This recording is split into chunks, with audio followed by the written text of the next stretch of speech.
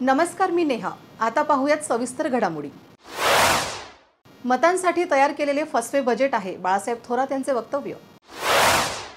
विरोधकांनी किती टीका केली तरी त्यांच्यामध्ये अर्थ नाही, कारण विरोधी पक्षनेते बजेट मांडताना सभागृहात नव्हते, उदय सामंत यांचा टोला।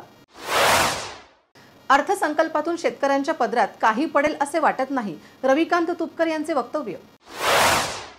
कोल्हापूरमध्ये बिंद्री कारखान्याच्या डिस्लरी प्रकल्प कारवाई विरोधात सभासद शेतकऱ्यांची आक्रमक भूमिका।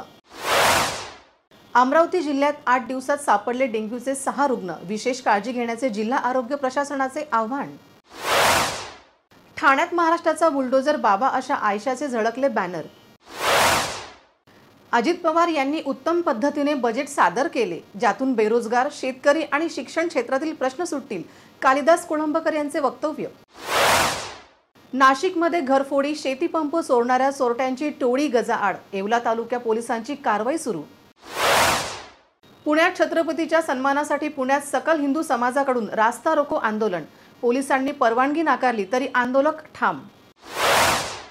मुंबईत दुधाला भाव मिळावा यासाठी विधान भवनाबाहेर शेतकऱ्यांचे आंदोलन। कोयना प्रकल्पग्रस्तांच्या विविध मागण्यांसाठी खालापूर तहसील कार्यालय येथे लक्षवेधी आंदोलन। नाशिकमधल्या हडपसर येथील घटनेच्या निषेधार्थ येवल्यात रास्ता रोको आंदोलन। प्रियदर्शनी उद्यानाच्या रखडलेल्या कामाला शिंदे सेना जबाबदार, चंद्रकांत खैरे यांचा आरोप। नाशिक पुणे महामार्गावर हिंदू संघटनांकडून रास्ता रोको आंदोलन। चोपड्यात समाधानकारक पाऊस पडल्याने शेतकरी शेतात खत टाकण्यात व खुरपणी करण्यात मग्न। पावसाअभावी आवक घटल्याने भाजीपाल्याच्या दरात वाढ। विविध घटकांना सामावून घेतल्याने एक चांगला अर्थसंकल्प सादर करण्यात आला आहे, मंगेश कडारकर यांचे वक्तव्य। पुणे ड्रग्स विरोधात भाजप युवा मोर्चा आक्रमक। विधान भवनाबाहेर वारकरी सेवा रथांचे आयोजन।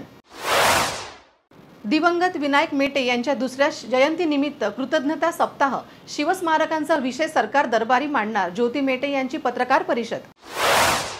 याचबरोबर हे बातमीपत्र इथेच संपलं। पुन्हा भेटूया नवीन घडामोडींसोबत। नमस्कार। ठळक घडामोडींसाठी देशोन्नती न्यूज चॅनलला सबस्क्राइब करा आणि बेल आयकॉन प्रेस करा। मुंबई, पुणे, नागपूर, मराठवाडा असो का विदर्भ, राजकीय, सामाजिक, शैक्षणिक क्षेत्र असो का क्रीडा, सर्वच घडामोडीचे विश्लेषण पाहायला विसरू नका, फक्त देशोन्नती न्यूजवर।